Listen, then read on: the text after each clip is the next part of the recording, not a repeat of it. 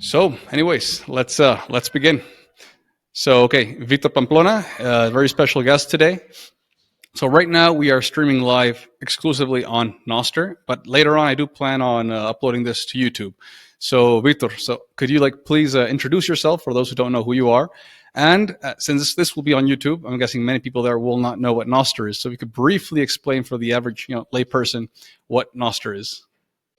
So my name is Vitor. I am the co-founder and the main creator behind Amethyst, which is one of the main Nostr clients, running specifically on Android today, um, but with the hope that one day we can reach other platforms as well. Um, I have been doing Nostr for over 1.5 years now. So that's more or less the age of the client as of today. Um, And I always said that, Nostr is in this point where we can start talking about lots of different applications and not only just be a platform for social media anymore. So I think that's the next stage for us is how to figure out, what all of those other applications are and how well we can do them inside a Nostr ecosystem.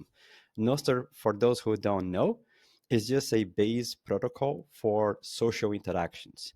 So every time you have, two people trying to talk to one another, trying to send messages to one another, or trying to use the same system, or communicate back and forth in terms of information in any system that you see out there, which is most apps these days, they can make that transfer through Nostr. And the main difference on this protocol is that every message that goes back and forth between you two is signed by the private key that you and only you control on the device, meaning no no other person can create a message for you, no other person can modify the message that you have sent out, because in the end, the receiver on the other side, and of course you can do that yourself as well, can always verify what's coming in to be truthful because it matches the key that was used to sign the package.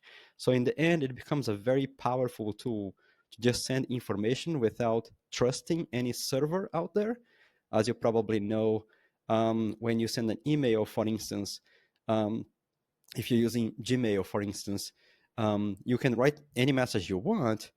Google can change that at any time during the from the point that the email has been sent from your computer until it gets received to the other side.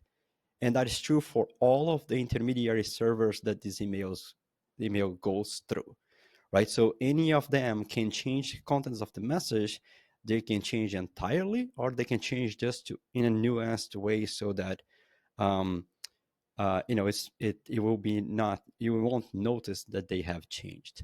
And the worst part is they can change without you knowing that they did change. So you never know when you're using something like an email if the message that the person has received is still the same message that you wrote. And that is true for most systems today. You think about orders on Amazon is the same thing. Amazon can go there and can change whatever they want. So if they can certainly change your order. That's for the good and for the bad. Um, Systems like what we used to do at the time, medical systems that control healthcare information, the provider of the system itself can change the database. And so if you want to send a prescription to one of the users, one of the patients, for instance, um, between you as a doctor and the patient, there are several systems in between.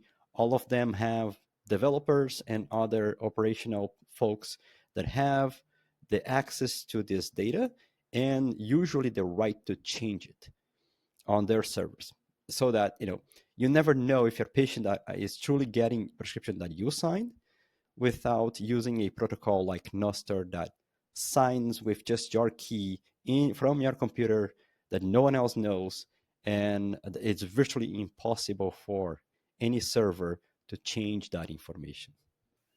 Awesome. So I want to get down into the healthcare topic later on, but again, for those who are will be hearing this later on YouTube, because I do want to attract people from these other platforms onto Nostr to at least try it out. Could you quickly explain what a client is? So the client is just an application. So with Nostr, the protocol, we just define a few words for our own sake when we discuss and debate the protocol. There are things like clients, which is just an application running on the phone, on the desktop, or any other on a tablet, on any other electronic device you control as a user. And there are relays out there that is essentially transmitting the same message that you signed. Those relays, they just receive and forward your message to some other user, and as long as you and your and the other user that is communicating with you know which relay to access, they can see each other and they can transfer information. So we usually call clients the applications, and relays the servers that are not trusted, that you don't need to trust to can maintain your data without changing it. And anyone can run a relay, basically, right? That makes it decentralized in a way. And anyone can run a relay, and as a user you can trust that people running the relay will not change it. They can still delete your messages though, so there is some trust there. They can erase what you wrote, because if you are sending pornographic images and so on, they have to protect themselves as well with that type of content, so they can always delete, but they can never change what you said. All right, perfect. I think that lays it pretty clear. And you mentioned a social media use case, and also a healthcare use case.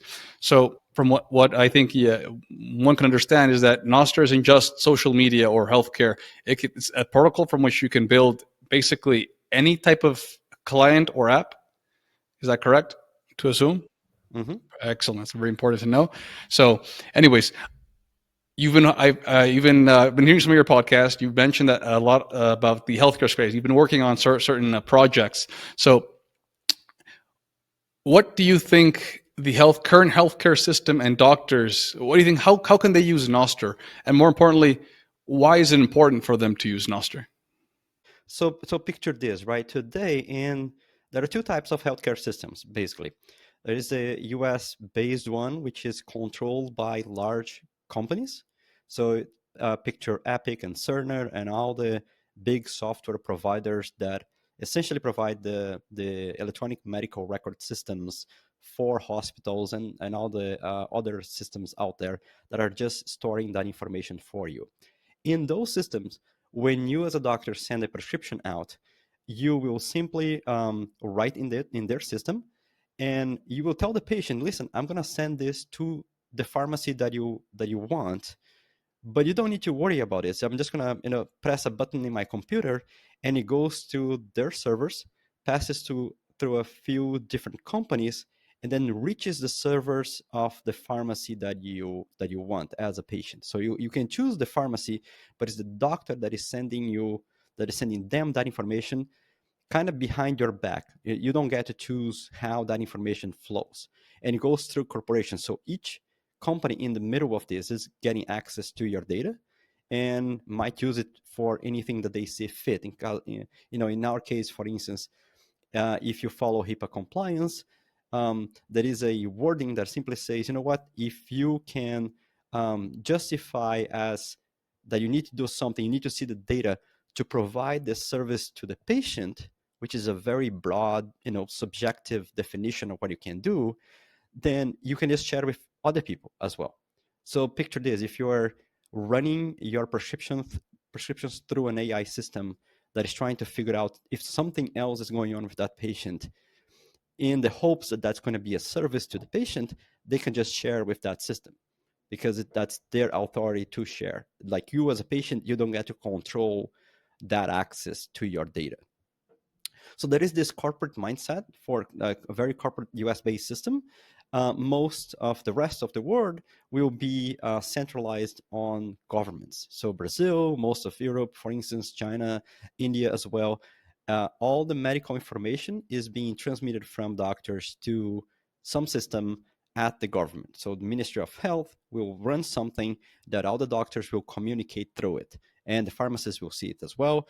In a similar way, so you have, kind of like the right leaning way to do this and the left leaning way to do this. It's like either corporations or government, but in the end, you as a patient, you don't really have any access or any control over your data.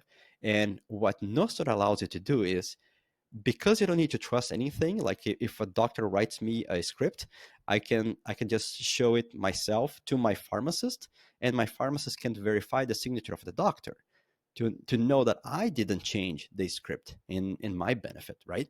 So before Nostr, you had to communicate with this in this out of the patient back, for instance. Just because we couldn't really verify, or we couldn't really trust the patient to not change the prescription that the doctor has given. So with Nostr, that kind of changed, and now you can trust the patient. You can just give your prescription directly to the patient in front of you. It could transfer, through a relay like we usually do on Nostr, or phone to phone if you really want to be private. No one else needs to know, right? And you can then take that to the pharmacist, and the pharmacist can then check the signature if it matches the doctor's signature. And if it does, the doctor is certified to file that prescription, and they can provide the medication to the patient. If it does not, then something else went wrong. The patient is trying to cheat, but you will be able to see that very clearly when that happens. So Nostr creates this very interesting new layer where the patient becomes or has the power to stay in control of their health data. They can store everything they want. It doesn't matter for how long. They can store records for the past 20 years, and I'm not going to be able to change those records even today. So the idea is you can actually store everything, if the patient wants, in their own servers, in their own relays. If in Nostr we are used to, if every user can choose their own relays. So picture this, right? Doctor can just file the prescription instead of into the EHR, or the EHR may have a copy of it, but the doctor might also file directly on the patient's own relay, the patient's own server. And if you have multiple doctors helping write your multiple prescriptions for you, and they are from different hospitals, the hospitals don't need to communicate at all. They can just write in the same server that the patient is using, and they can also pull that information that the other doctor has sent to the patient. So they can, if the patient allows, those two doctors can see everything that is going on, the full health picture of the patient, without having to go through the IT systems or their own institutions and making sure they can communicate, making sure they can trust each other. So it becomes a much simpler problem to deal with. And it's one of the things that we're betting now a lot on, and just to get these healthcare systems going as fast as we can, because healthcare is slow, so this is going to take time, and it's all fine. But if we start moving, the system builds on itself very quickly. So let me see if I understood that correctly. I'm trying to summarize it. So basically, the benefit for the patient is better control of their own data, more privacy per se. So that's basically the benefit for patients. For doctors and institutions, it perhaps allows a much more agile bureaucracy, avoiding most of the bureaucracy and having immediate access to a patient's data instead of having to, for example, we spoke before in Mexico. There are multiple public health institutions, federal, municipal, and state. And these we have like 4 different type of public hospitals, and they can't communicate effectively between each other. So if I work for like the state government, I can have my wife and my children and my parents in the public health sector. But if my wife works at, let's say, the federal level, she has access to the federal hospital, and then her children, parents, and blah, blah. But she decides to get attention in one hospital, and then suddenly another one, there's poor communication between them. So that's very, very inefficient. Mexico has failed in incorporating a, something what you're trying to do, like in Nostr, to make a single type of database, but make it private at the same time. So I think that's really cool what you're offering. It'll make things more agile and private at the same time in the terms of patients data. So well, and you have to imagine how hard it is for those systems to want to communicate, because I'm pretty sure, like, if you go talk to them, they want access to everybody else's data. It's not that they don't want to do this, they want to. Usually the issue is either political, that the state is not supposed to know what the federal entity is doing, and vice versa, and so on, or it's something related to the authority of each person into this, and the trust they have on each other. One of the things that became very clear to me in the US, for instance, is that it's there is a lack of trust between the federal agencies and the state agencies, because they don't know if what they are sending will be used against citizens in case of the state. If the state sends something to the federal government, they don't know how it's going to be used. And the opposite is also true. If the federal government doesn't know if what the states are sending, or how truthful that is, not that people will be cheating, but like how well it was captured by the systems underneath the state. So it's like there's a massive web of complications, just because you can't really trust each other. Um, so if you can simply just sign these payloads, just sign this data, you can reduce a lot of that need for trust between all these different players. And in the end, if the patient is responsible for their own data, you can always talk directly to the patient and get that information from the human behind this whole thing. You don't need to make a conversation between entities. If state and federal entities don't want to talk to one another because they're run by different parties, for instance, political parties, which is common, um, but they don't need to. They can just get the same information from the patient. You just need to ask the patient, get the permission, and then if the patient decides to share, so be it. Yeah, it sounds like I'm curious about how you would imagine how the implementation would go about. It doesn't sound like it'll be a top-down approach. Maybe bottoms up. Like, well, the way I imagine it, like practitioners who practice by themselves are not associated to a hospital, working with patients in a public group. Something like what happened in El Salvador. No, I think in El Zonte, it started as a local project, and then Nayib Bukele later picked it up. Because it was working around this poor community. That's what I think would be perhaps the best way to implement it. But I don't know. That's just a random thought. What do you And think? it will definitely start from the edges, right? So the medical positions that are on the edge of medicine, in the US, for instance, would be optometry for glasses, or dentistry. So many of these positions they don't really work inside bigger hospital systems. They each have their own separate clinics. In some cases, they have their own insurance companies, and their entire marketplace designed for themselves by themselves. So those marketplaces, they do have more flexibilities than, say, a major hospital adopting Nostr overnight, right? So it might come from the edges, it might come from the small businesses out there, it might come from the patient's own desire to have and control that data. And because the patient has it, most of the systems will just accept that that's one of the ways to do it, and pull information from it. And of course, if they're already pulling it, it's going to be very easy for them to just push new data into the same system. um, Assuming everybody just speaks FHIR, which is the standard we use for medical data, everything else is very easy from a technological standpoint. It's all about politics. It's all about getting everybody together in the same room. And if don't need to trust each other, it's going to be better. All right, excellent. And look, for I'm guessing for those edges you said you the edges of the bell curve, right? The doctors you'd be going for.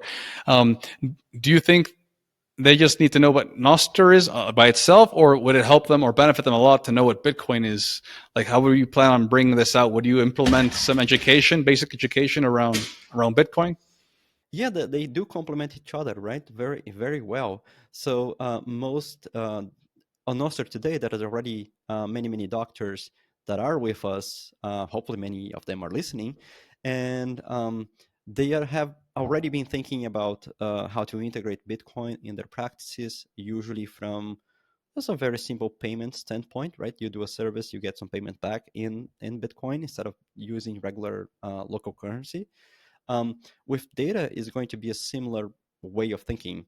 It's like, well, how can I if a patient comes in and the patient is already using Nostr, can I just send a DM in Nostr to that patient with my prescription? So that's the way you can start, to migrate, your regular patients into a Nostr-based interface, because the patient is already there. There is no need to create npubs. They already know what it is. They're already using our apps. So for those cases, which today are really small, and we're not talking about a huge number of people, but that's how we start. That's how the system will grow, until we get, better apps, more interesting applications that can explain what this entire system can be and how to manage keys and so on. Um, and then from the standpoint of, is this Bitcoin or Nostr, it's kind of the same thing if you think about, for the user. It's just like managing keys, making sure they are safe, managing profiles, Nostr profiles. They may use the same profile to receive health data that they use for, say, social media activities, or they may create a new key that is just for the healthcare information. That is the only key they will send to doctors, and that's how they will communicate about. So the user in the end can choose how to keep these things private or separated from one another or joined all together. Hopefully they separate it, but they don't need to.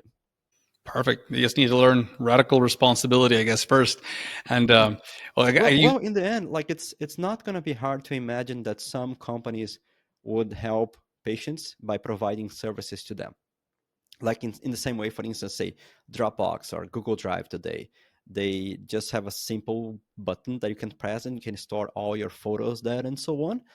It's going to be something similar, that a company that the patient trusts is going to manage, say, a relay, a Nostr relay, and then is going to offer that relay back to the patient at a fixed cost a month, $3, $5, whatever it is. And they are then responsible for keeping that data safe, but the data is still signed. So even when they offer that service, they cannot change anything. They're just offering a convenience to the user, and in a way they'll just store this information for them. And of course, once they have that information, they can think about, what to do with it and what apps to provide that can access and simplify information to users. But if they have it over there, that app doesn't need to come from the same company, because it's Nostr. Anyone else can create another app that just does things a little bit better than what that company is providing now. And because it is Nostr, people can just choose the other app, even though they're paying for the storage with the convenience player. that's interesting. So, like, I just thought about something real quick. So, basically, in the future, there's a possibility you could pay for like a family server, like you with your whole family members, you pay for just one server. That way, reducing costs, but having privacy. Is that a possibility? Yeah, for sure. I mean, that's definitely, it already exists if you think about it, on the Zap space. Like when people zap each other on Nostr, Zap is just sending Bitcoin to one another. For those who are not on Nostr yet, um, when you use a service like Albi, and they have the little hub solution for the Lightning node, which is where you store your Bitcoins, um, uh, in that service you can actually add family members. So for payments already, that system is already there. For Nostr, we still don't have that, ease of use software there. But of course, the backend, the protocol itself, is ready for it when people, when devs are ready to implement it. It's like the Wild West, basically. It's pretty cool. So, Everything is so new, so there's a yeah, lot of opportunities. There's a lot of space for companies. If anyone is listening to us that would like to come in and develop a new company that's working in the space, just know there's so much to do that virtually anything you do right now will make you one of the leaders for 1 or 2 years in this process of development. So it's very, very early. It's going to take a while for us to get the type of growth that healthcare would need to see, and that will give you a lot of time to code new apps, new to experiment, to test, and to see different revenue models. The startups are like that, right? You have to test what consumers want to see, and that was just on your benefit. So if you are just listening to us and wondering about new opportunities, this is the place to be. Yeah, like for those who think they're late to Bitcoin, they're not. But if you think so, you can be part of Nostr. It's something that's growing quite fast, I would say, and it's a great opportunity for anyone who has the courage, the funds, or simply the ideas to get something started. For those who are in the Zap.stream chat, at the end of this. Well, if you're okay, Vitor, it would be pretty cool if they could ask questions and then you could answer them. Yeah? Oh, for sure. Yeah. Is that okay? Perfect. So if you guys have a question, I'll tell you guys when we start with questions, but make sure it's short and concise, please. Okay, so moving on with the conversation. I saw a post. I don't, what do you call them in Nostr? And a post, a Yeah, that I said it before. Like I think we should still call them tweets, because I think the Twitter brand, the thing that Jack created, is so much stronger than just one company. Because that the company he created changed name, changed branding for like a year ago, and people still call Twitter, right? Like you were tweeting around, there's not Xing around. So it's that brand is so strong that if we can have access to it, we should keep using the word tweets, just because it is what it is. It is what we got used to say, and it doesn't matter if you're using Twitter or not. It's still a tweet, still a little, a short post that you can do in most of the Nostr apps. Not all of them, but most of them. I heard there's rumors. No, I heard that supposedly Jack Dorsey wants to buy back Twitter or something. I mean X right now, and then build it on top of Nostr, something like that. I heard it in some podcast. It would be so easy for X to just sign all the posts and keep going with the regular infrastructure, but also forward a copy of the post people are creating back to one of our relays. You can just sign and send it. It will be like a 2-line code that anyone inside X can do this, and just enable this interoperability between what X has today and our Nostr interfaces. And the funny part is, like, it would become the best Nostr client just because they have so much knowledge already packed into that application that they have today. Um, who knows? Maybe they decide to do it. That would be pretty cool. But that's a very interesting point you just mentioned. So you don't have to start from zero, like build up from Nostr. You can have like the legacy system just integrate Nostr into what's already happening. So you don't really have to start from absolutely Oh zero yeah, when I building mean on it's Nostr. like on our field, like in medical fields, most of the systems that just create medical data, you can create and save it in a regular database as you have always done, but then just get the same data, sign it, and send to a relay. That's all you need to do. That's it's 2-3 lines of code there. You use one or two libraries of one of ours, and you're done. Like, you're already exposing information, you're sending information to the patient directly. You are making it available for the patient to decide how to share and what else to put into the context of their own healthcare. We keep saying that, like, we think healthcare to me is social. you know it's not something you deal with alone. Like, it's something at least your family members know that you are going through something. In many cases your friends would know, and in some cases more distant friends will also know. Even work colleagues would know your health situation in some cases.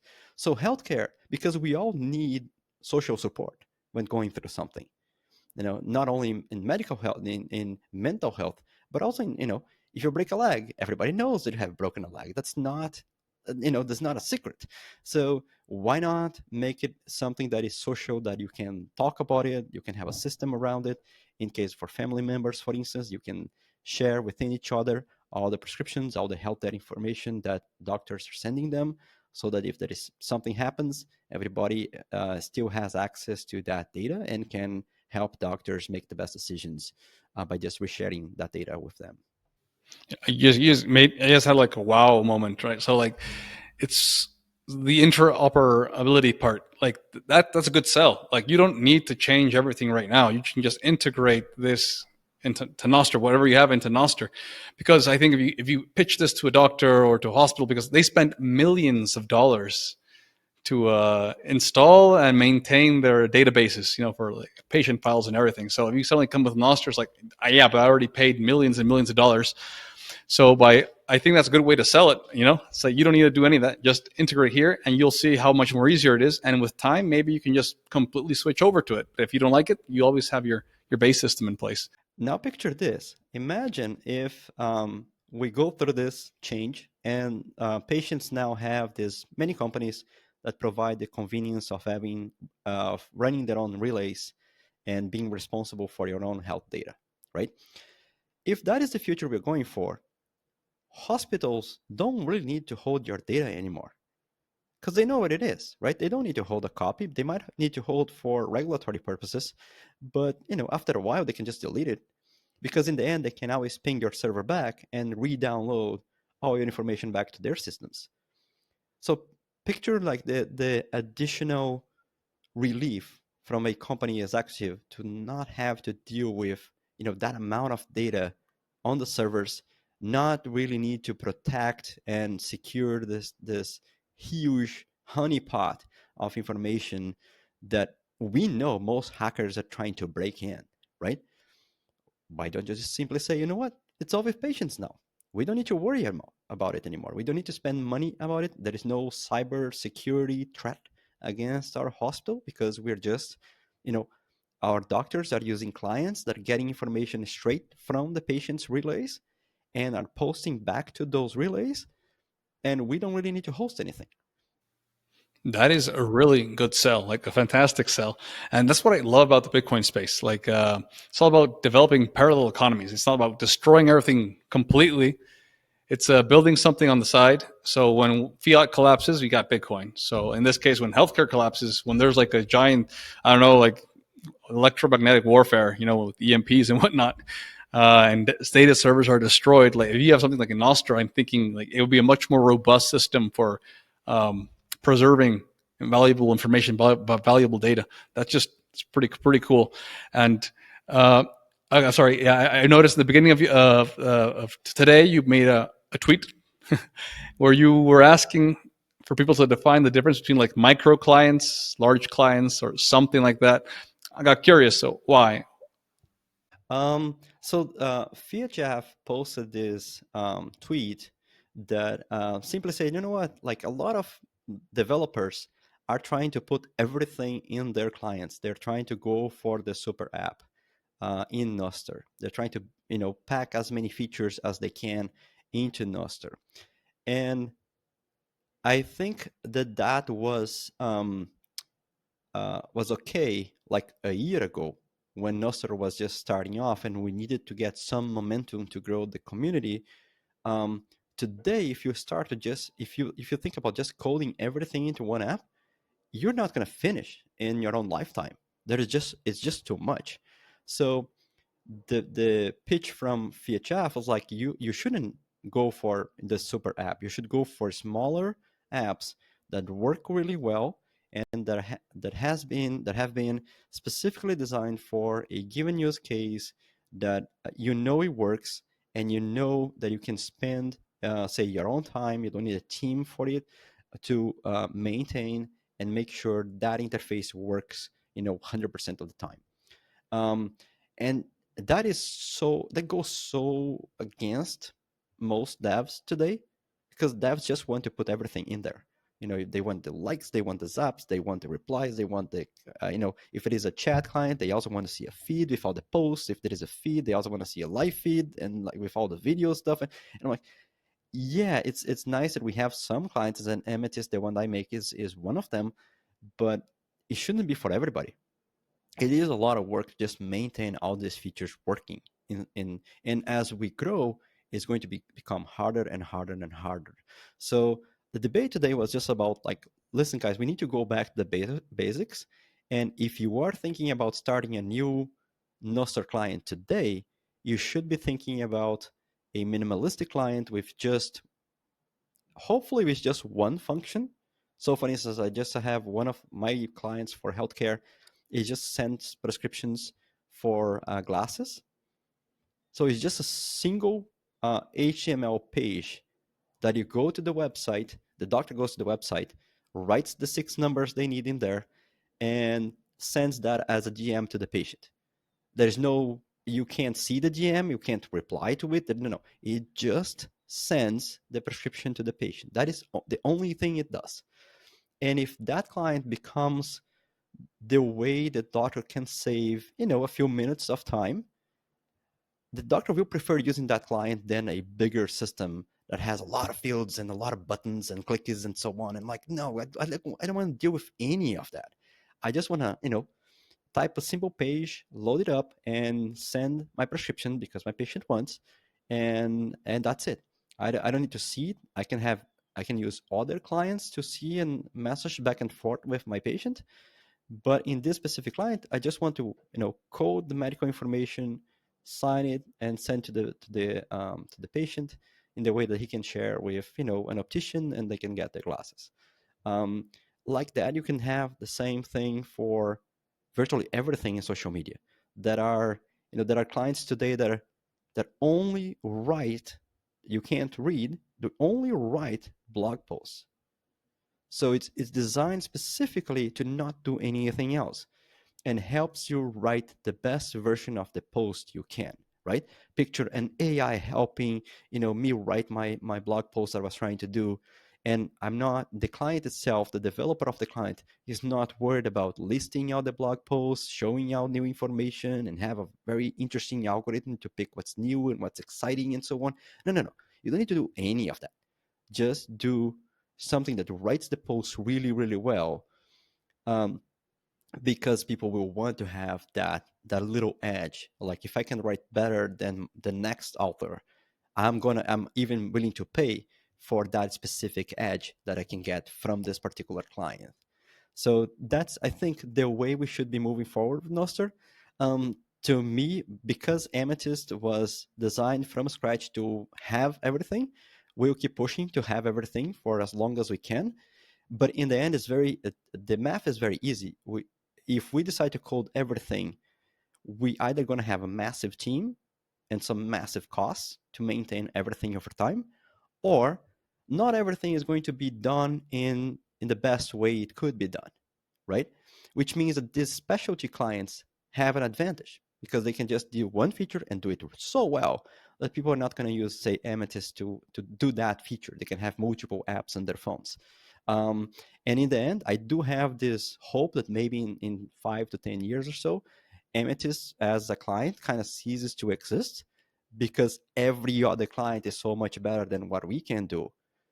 Because 500 developers out there, each one doing their own client, is going to be better than 500 developers working only on Amethyst and having to deal with all that, team management and so on, because we're going to need to spend time with that as well. So we'll see what happens. But I think this movement to go to smaller and smaller clients is helpful. It helps decentralization, right? Because if you have just one client that does everything, it's like, what's the point? You can just use Twitter then, right? It's just like, it's the same thing. You are trusting that developer. But if I have multiple developers coming in from different sources, completely independent from one another, and they're all working together, and Nostr enables that work to happen, meaning they are fully interoperable with one another, the 500 different clients will win over just one client that kind of has everything. Yeah, I agree. Like specialization, basically. So, like, is it possible to know like how many people are on your team right now, and if and how do you get revenue? Because I think that's an important thing for those maybe who will listen in the future. Okay, sounds interesting and all, but like, can I make money out of this? So, how do you guys recollect revenue? So we are, with the translators, we are about like 12 to 15 people, all volunteers. So we have like this Zappa Dev button on the app. That's the only source of revenue for Amethyst. It doesn't actually go to a company because there is no company called Amethyst. It's just a project. So that button sets up a Zap split with each one of the developers that worked in that version. So it's a really like value for value thing. If you like the new feature, the new version, you can zap as much as you want, and that money goes straight to the developer's pocket. There's no centralization point on any of this. It's from you to them directly. Um, today, the amount of money that's coming through on that value for value model is big enough that for our size, meaning the amount of users, that if we successfully scaled up to a regular Twitter client, for instance, even considering that like not everybody will be as excited to pay as of today, the amount of money should be enough to sustain a client like Amethyst. But it is an experiment because there is no fixed price on any of this, right? The users can pay whatever they want. Um, and but it is a chance. And so because I think we are, so I am funded by OpenSats, one of the grant makers in our space. And I think because we are funded by them, one of the things that we can do that no, not many other people can is to test these new revenue models. And if we can make this work, it will be great for the rest of the ecosystem. If we can't, it's okay. We have, we taken our shot in that. But I think if that works, then it becomes a very interesting value proposition for most developers, purely based on a donation model, essentially. So there's a lot of laws and regulations that just don't apply to the because it's not a sale of a system. Um, but we will see. Maybe the laws and regulations change later on, and this becomes normalized. But at least right now, it would be better if that became true. For other clients and applications out there, um, that model could work as well. But if there are two types of clients, one is a viewing client that show you things, and one is the writing client that enables somebody to create something in the platform. When you're creating, that process of creation, it doesn't matter if it's video, if it's post, if it's tweet, that can be helped by the writing client. So the delta that you are providing is how much help you can give to the person writing it and using that system that will make them want to pay for that client. Picture like in this case, right? We are doing a podcast, and you can have very expensive equipment to save this podcast and to record it and so on, and you will be willing to pay if there is enough money coming back from our listeners, right? The same thing is true for the writing clients on Nostr. If you were sending tweets and you just want to say schedule them or do something more interesting with the text, something that changes over time, something that is always refined. A client that works on all those little features, which are not really Nostr features, it's just regular, let's write something good kind of features. People will be willing to pay for that. So I don't have any question that writing clients are all set from a revenue standpoint. Reading clients, on the other hand, they have a race to the bottom because it's very easy to do something that just reads from the network. And there's always going to be the free stuff out there, right? So you are competing against free. If you're competing against free, then your algorithm to display information, for instance, must be worth something, right? People it must be so good that people will be willing to pay for that algorithm to run for them and find the best posts. And that is actually very interesting because until now, algorithms from say Facebook or YouTube or Twitter, they are helping that company, not the user, right? They are figuring out what's the best way to show new ads to you.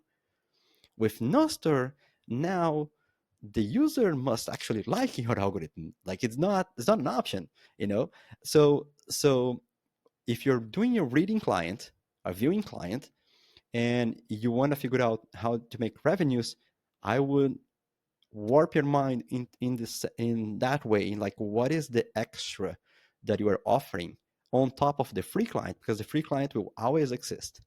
That will make people willing to pay for that delta, and that is the delta that you should be focusing a lot of your time on. Okay, no, that's pretty good. And there's different models out there. There's value for value, like you explained, but you can also charge for relays and there's a whole. It's like, again, it's the Wild West. Find out what works best. Someone will eventually crack the code, right? And then if they see that works, then other people will simply copy. I But mean, we need storage is the easiest one, right? Like it's just a fixed subscription because somebody needs to store the data, and that data needs to be available. There's not really an option. It's, that cost is there. It's just about how well can you execute that function for your user from a relay standpoint, or from an image or video server. That you see. Even Zap.stream, for instance, have their own infrastructure to host the video we are in right now. And so they pay for that infrastructure, and that could be charged for users, both the creators and viewers. But like, that is the easy model. It's just a regular subscription, like we have seen so many times in software, because it's really a subscription that is not like you have to pay monthly for these things, otherwise your data will disappear, right? Like, there is really no option in that. Or you have something that you can run at home, but then you have to have an advanced connection with your home, and allow everybody to connect to your servers. It's just a little bit harder, and people like convenience. They would be willing to pay if you actually solve that problem for them. Yeah, and actually, I agree. Like, you don't need to develop the next most advanced, sophisticated application, right? You can just look for very simple things, solve very simple problems. So you can be heavily rewarded. I remember reading this book called The Blue Ocean Strategy. It's a company, like a business type book. So it's basically, even in areas that are considered like red water, like red oceans, like for example, the alcohol business or wine industry. So, like, if you can think of slightly about outside the box and tweak just tiny little things, you can create what's called a blue ocean. Basically an uncharted land with, like, because sometimes customers don't know what they want. You know, because if you're out there asking, you're not always going to get like a concise answer. Sometimes you have to just throw something. Yeah. So this is something you realize with users and customers in general. You have to propose something. Here is my solution to you. Like, do you like this particular solution? It's not about an idea. It's not about like, maybe if I do this XYZ and so on. No, no, no. This is a thing. Do you like it or not? Right? And they can say no, and I go down and change it. But I have to make the proposal. And proposing is always a lot harder than just reviewing, right? Like, yeah, there's a lot of ways you can do this, and I can list you all the ways you can do this, but picking one version and then developing the best version of that item, that's the hard part. That's where you need back and forth with users. You need to figure out how well they are taking each one of these things on. And but that's the regular product development. And if there's going to be enough people out there to figure this out for sure. Yeah, I guess you initially have to at least be very proactive and not reactive. Definitely.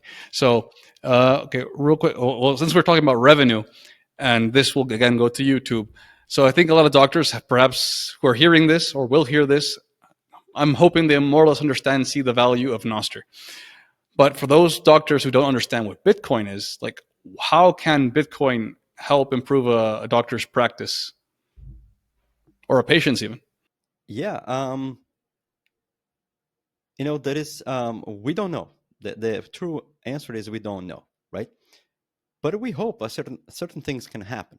The first one is, because you are doing a peer-to-peer payment, there are no other insurance on this. There is no other people approving it or rejecting your claims and so on.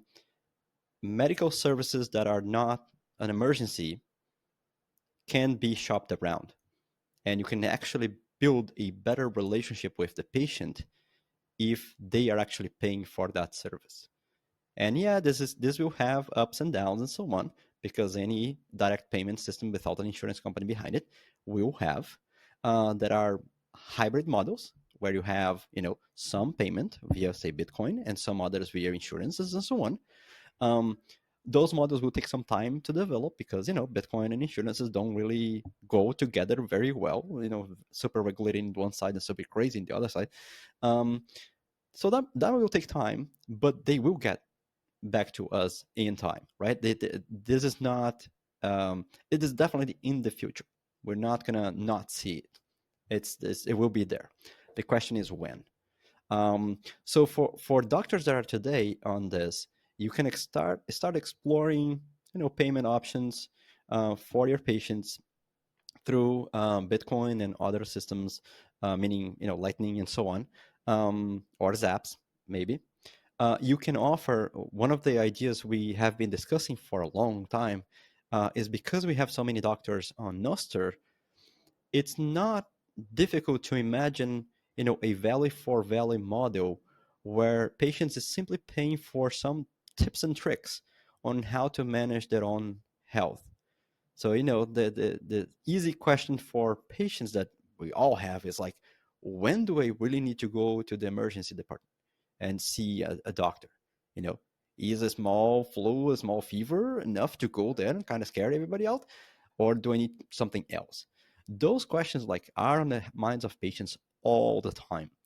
And having health providers, and this might not be full doctors, and we might have nurses on this and so on, but somebody that knows that, after a given threshold, go straight to the ER and just, they're going to deal with you there.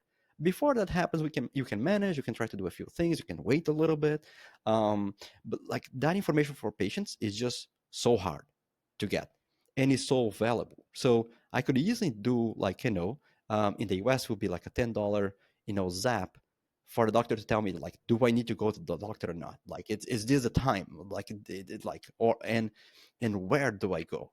In the US, you have multiple things going on, so it's like one is going to be more expensive than the other. Like, what is the precise place or the best place for me to go to?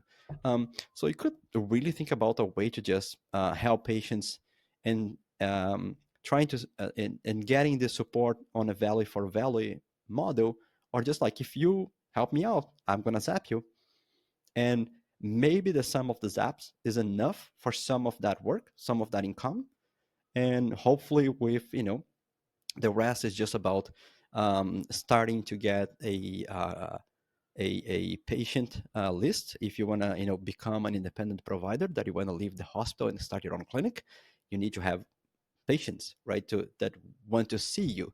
So you can start with Nostr. You can start assembling those patients, putting them together, and kind of helping them out in their health journey on your own specialties, and being paid, but not maybe probably not paid completely out of this. But then at some point, when you start your clinic, then you have a patient base. You can rely on them, not only to say um, to help you on your adventures in a for-profit model, which that's going to be the case, but also help each other and build a community of patients that are going through the same thing, and they would be able to help each other, in their own patient journeys, specifically for chronic conditions and other things that they just need community support. And if the doctor can be this simple point of verification that, yeah, the people in this chat room, they all have the same problem because I checked them directly. There's no scammers here, right? There's no like outside people trying to sell things. And no. These are all regular patients, and they can talk to one another if they want to. I can just open that window for them and say, you know what, like, you can talk to me, or you can talk to everybody else, see what they have done with me and with other doctors, and we can figure this out together. Yeah, there are so many good ideas here. Like, I think I'm going to steal that. I'm going to be like the, do I need to go to the emergency department type doctor? I'm like, yeah, sure, go. Yeah, And like, because I mean, for you guys it's super easy to say, and I was like, for us it's like weird. Well, we don't know, 10,000 steps. No, it's like that could be a client. No, like the emergency doctor client, and like ask me if you need to go to the emergency department or not. And from my perspective, as I used to, before I was had my own private practice, I used to be an assistant surgeon, and to get when insurance companies were the ones paying, you have to wait days to get paid, and sometimes there'd be some problems and issues, and it could take weeks to get paid. So that's a pain in the ass. So I think that's another reason why Bitcoin is amazing. You get sent the Bitcoin what you charge, and that's yours. No yeah. third party or anything like that. And now picture this: because you are having everything that is happening between you and the patient, say all the tests that you have ordered and so on, they all come back in a signed way. So if you were asking a lab to provide to run a few tests on a blood sample, and the lab sends a message back to the patient's relay with some final results there for you to see, the insurance company can also see that, right? So you can see that's a real record that truly happened. So when you do a claim, like there is some safety on them on just paying out because it did happen. Like there are two, if they are just reusing the same signature or the same public keys on each one of their messages, there is a reputation that is being built by that company. They're not going to just, um, uh, create new events without having a patient involved, because they might be got caught up, and that the whole key then gets disappeared from the insurance systems. So because of the reputation that is being built by Nostr, in the end, the insurance companies can have an easier time figuring out what's real and what's not, figuring out what it needs to be paid and what's not, who is really working in the benefit of the patient and who are not, right? So even for them, because now they can see everything is not inside the locked system at the hospital, for instance, they can see, if the patient allows, of course, they can see everything that is going on. And they can just say, you know what, because you have done all the steps correctly, here is your claim, fully paid. Um, they can even, they can go into the debates with you as a doctor, because that happens in the US a lot. They try to not pay for everything. And it's like, yeah, they can go through that view, but you can always have the proof that somebody else signed and did some work. So there's not just coming out of your mind. There are other people on this together that are kind of like all agreeing that the patient needs that type of treatment. That's just another powerful realization I had. Like Nostr and obviously Bitcoin helps incentivize people to be honest. That is so cool. Because you need to trust the key, right? If your key is a Yeah, long-term key, like, and everybody's based on follows, right? Like similar to social media. Like if you start doing some crazy stuff, I just unfollow you, and you're not going to receive anything more from me, not even zaps or claims, or like you drop in that trust, your reputation in the network because of that.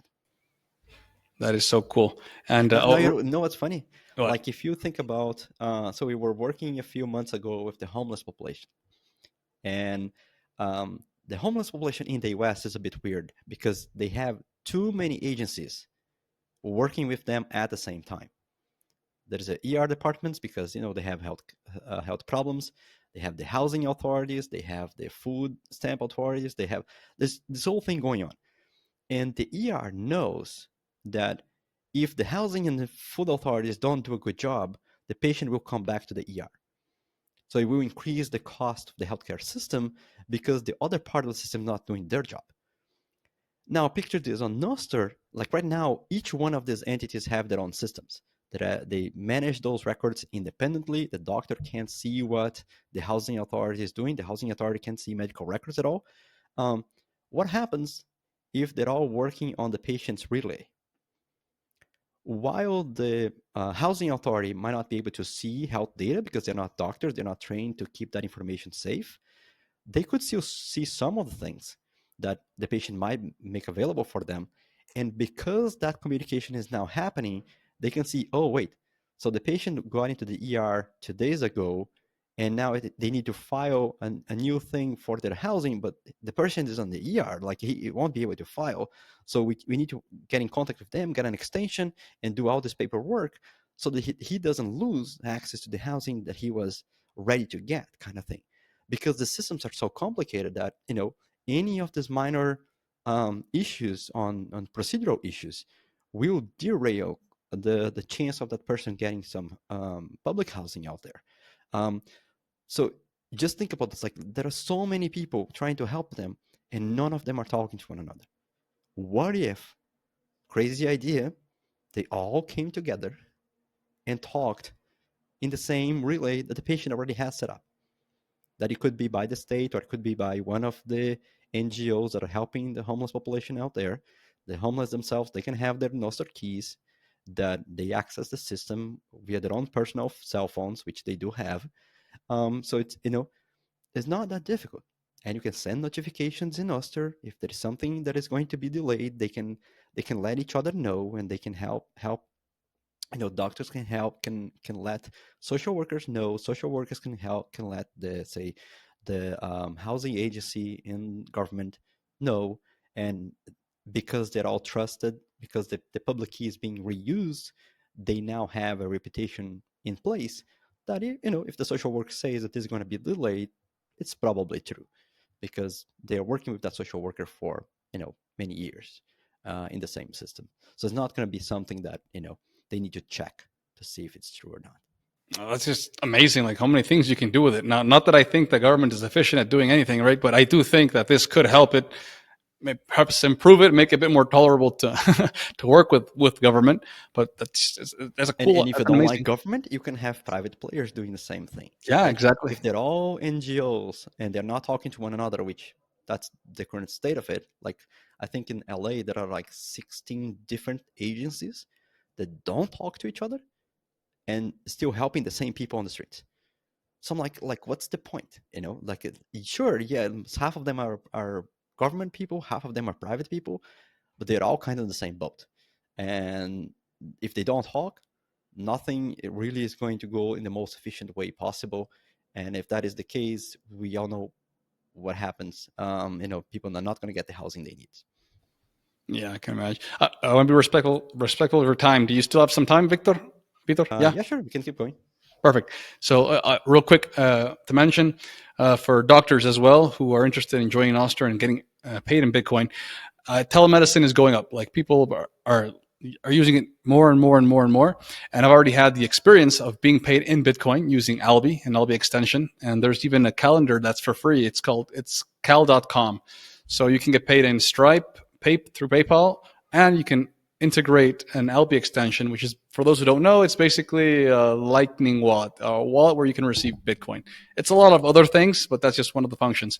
So people book a consultation, and they can be in Argentina. I've already had people in Saudi Arabia and stuff like that. So there's no friction with the PayPal, with Stripe, with international bank transfers. You just get paid Bitcoin right away. So for those doctors interested in speeding up, the payment system, Bitcoin is such a powerful tool, and I would recommend you hodl that Bitcoin. What does that mean?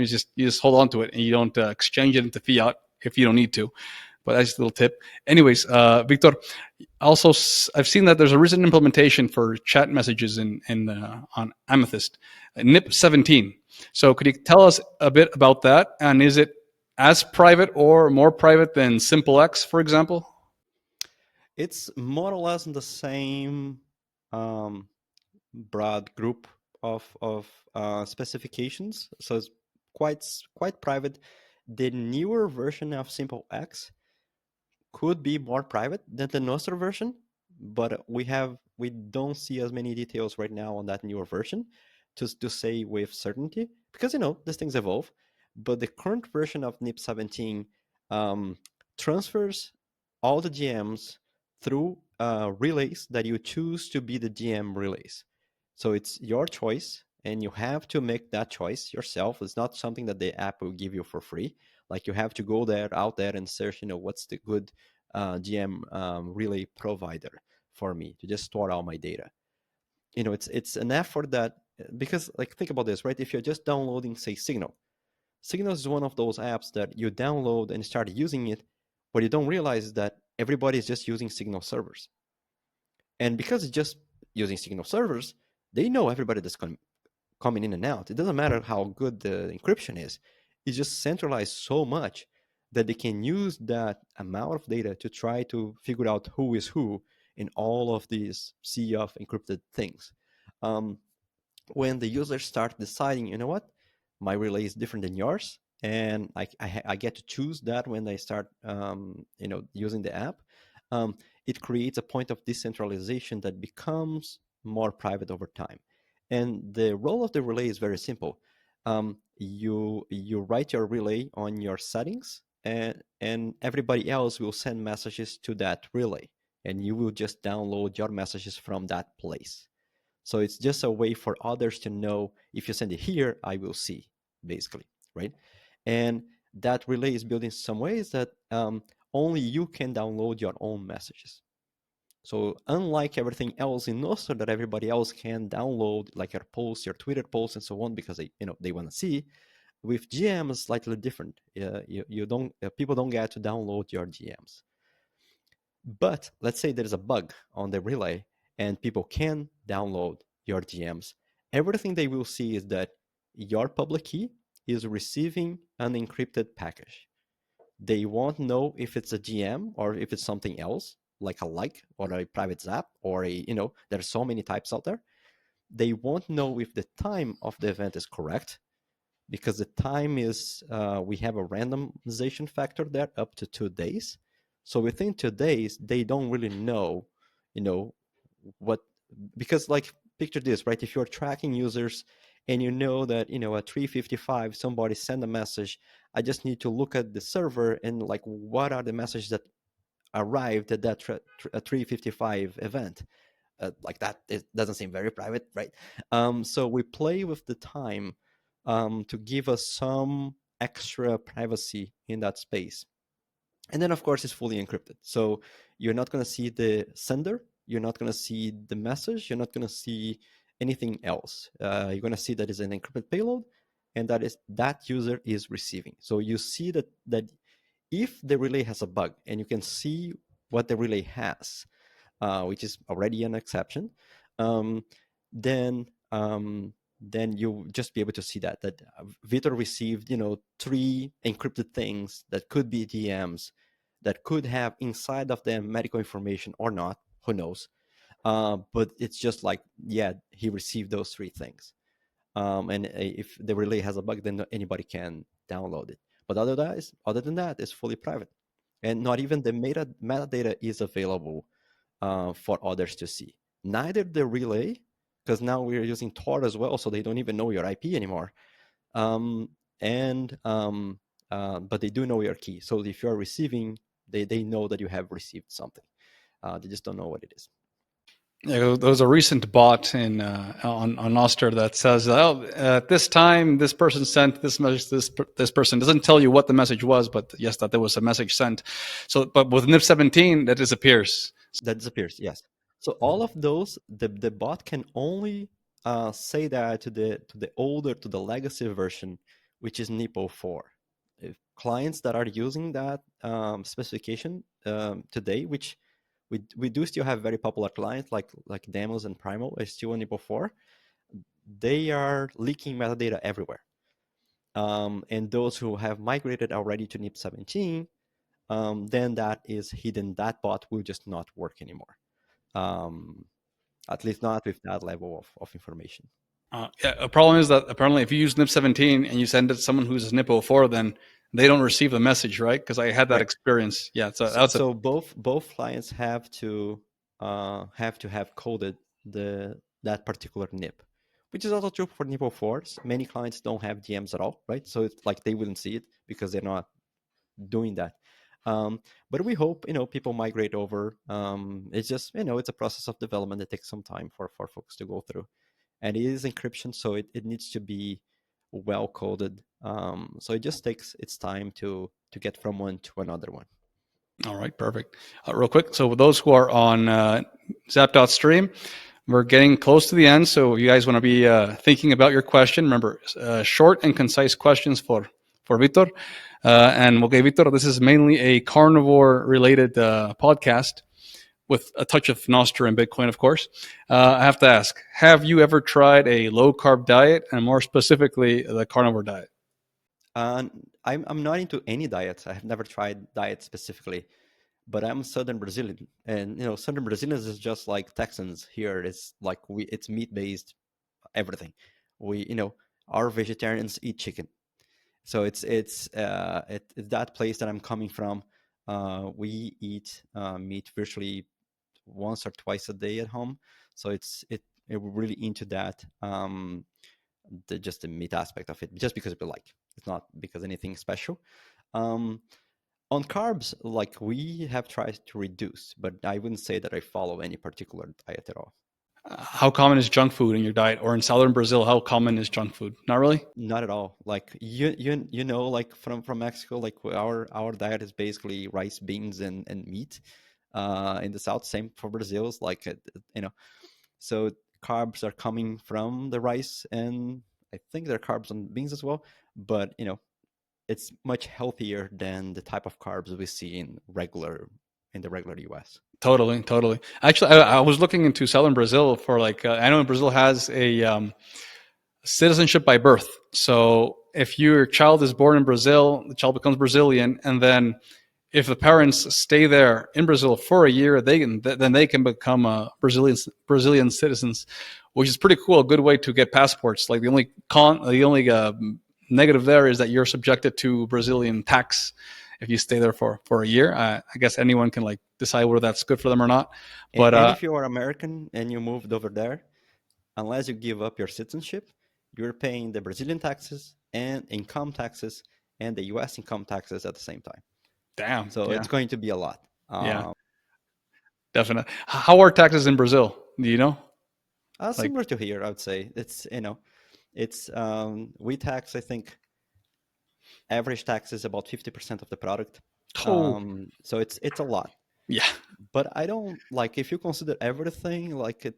I don't think that's much different from the US. no, Like okay, because the income is also high, we have property taxes and so on. So if you group them all, like yeah, yeah, we're paying a lot of taxes. In either definitely. way, it's like sure, and it's like moving in states in the US. Like some states charge income, others don't charge income, but they charge property taxes that are much higher. So you pay the same thing, but it's just like in a different way. So to me, it's like figuring out which or moving around because of taxes. And this is particularly interesting because people talk about startups and taxes a lot. They think like, and I have done startups before, I'm doing another one, but they think that we choose where to incorporate because of taxes. And like that, no, that never crossed their mind. It's like taxes is just something you pay. And yeah, there are some benefits since you do certain things in some ways, but like most of the time it is what it is. And you just like just bake that into the cost of the product, and you move forward. Because if you keep playing that game of like which tax system is slightly better or slightly worse for you, is the same thing as playing the game of credit cards. Like which credit cards give you more points and so on. Yeah, you might spend a lot of time in there, but that's not the way to spend your life. Actually, yeah, I'm really glad you told me that in southern Brazil there's a lot of meat there because actually the way I want to plan out my life, the goals I have planned out for myself is I want, for example, get a tax residency somewhere like Paraguay. If I had more money, I would do it somewhere in the Caribbean where you have 0% tax. But and then use something like I don't know if you know who Andrew Henderson is from Nomad Capitalist. So he talks a lot about the trifecta method. So in a lot of countries around the world, if you stay less than a certain amount of time, you're not subject to tax there. For example, Mexico, Colombia, if you stay less than 6 months, you're not subject to tax. So you put your tax residency in these low tax countries, and then you can move around different jurisdictions.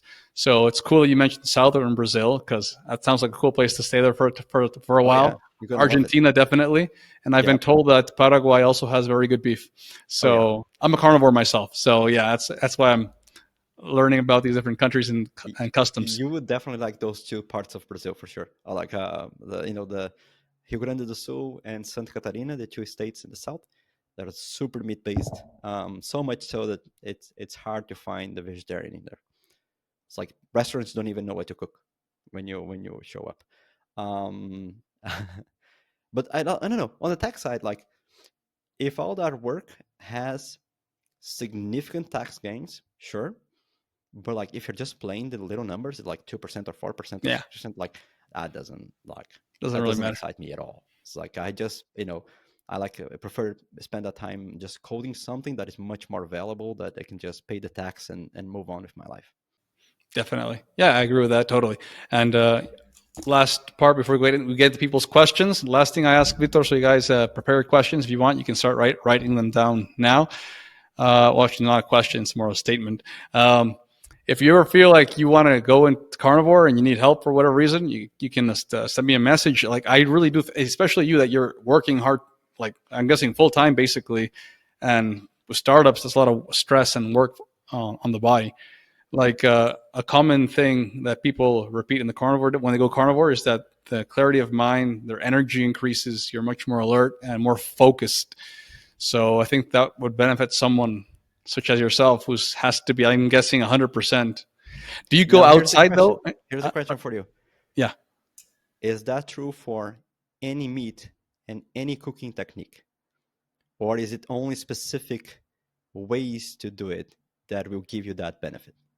No, there's different ways because even within the carnivore community, there's like little tribes or subgroups, right?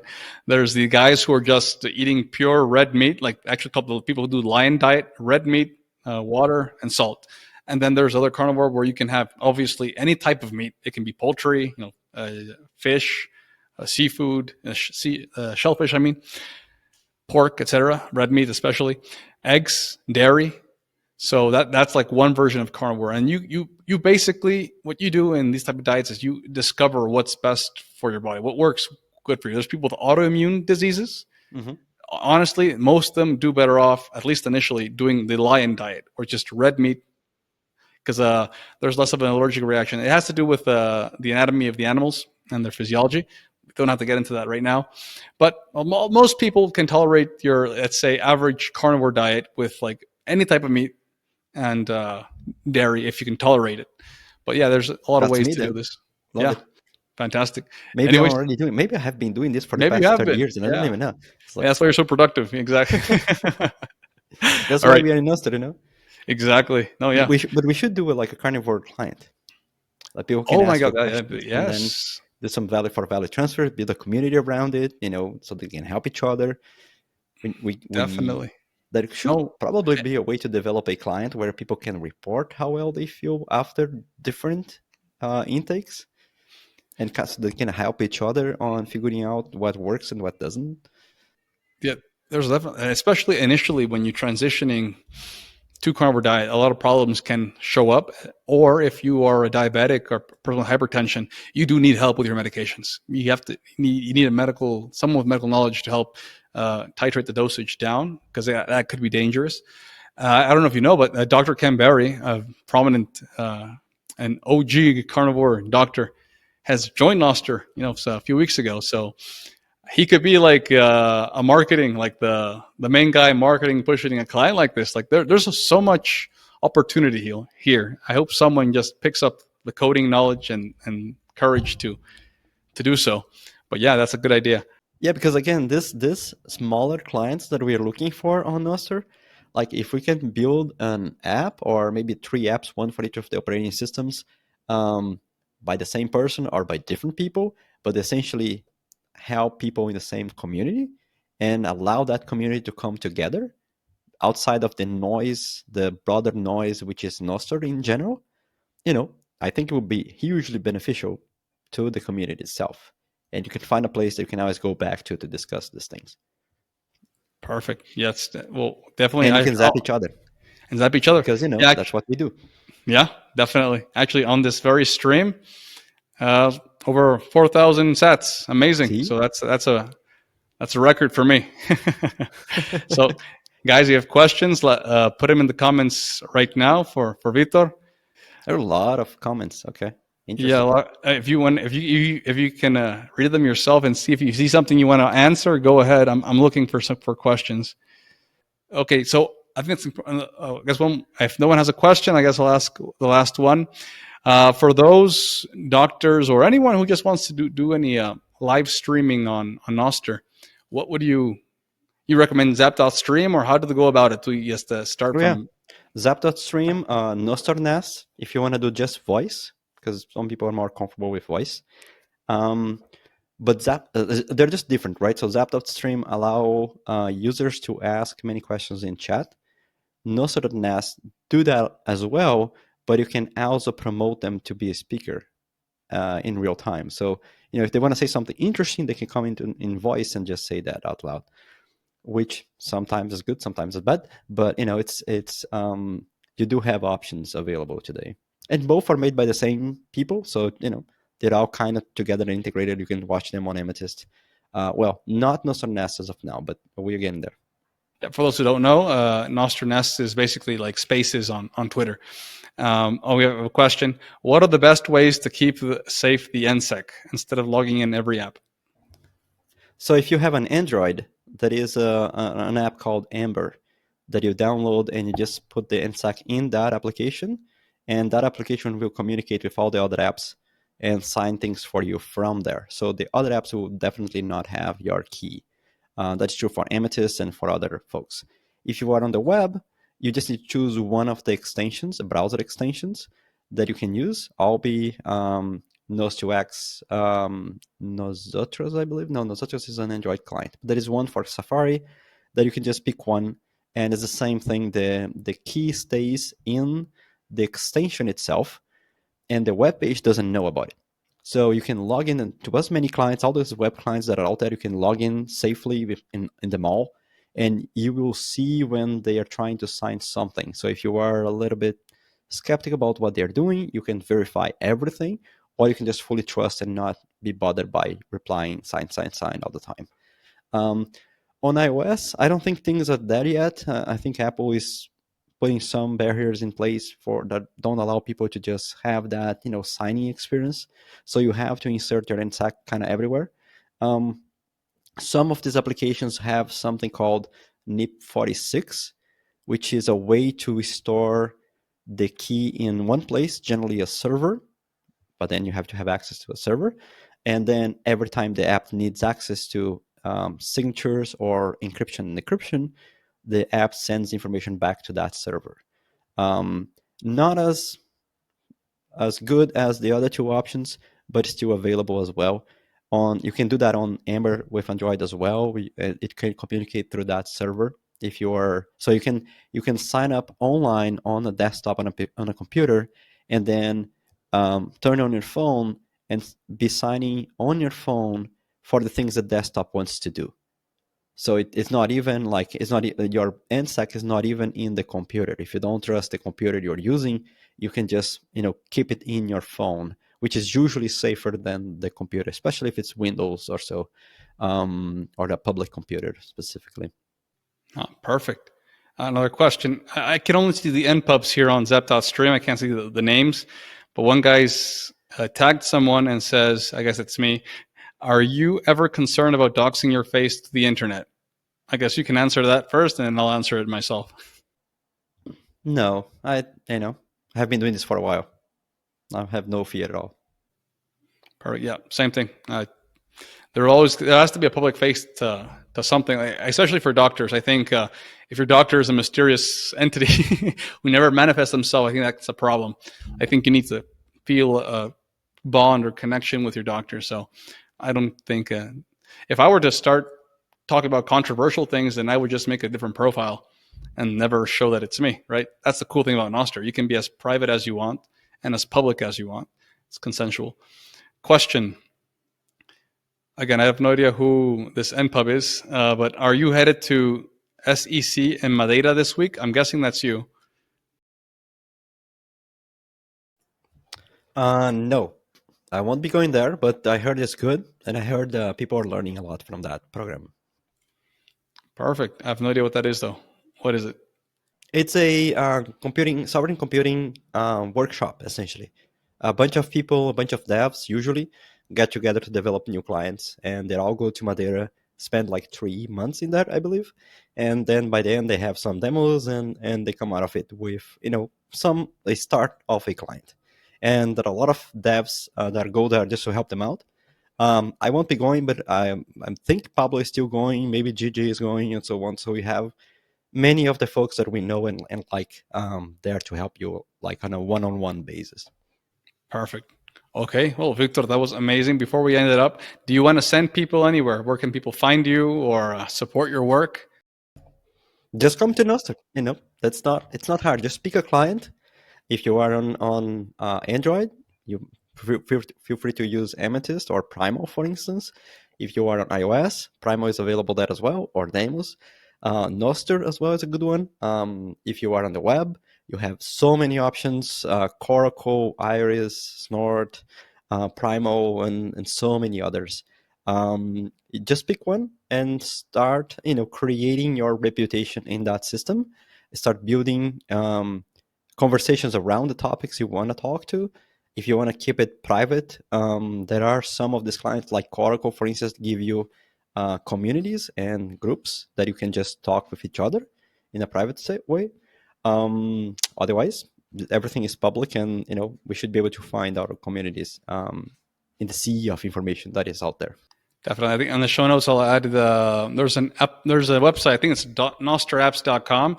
You can see basically every single, I guess, popular client that's out there.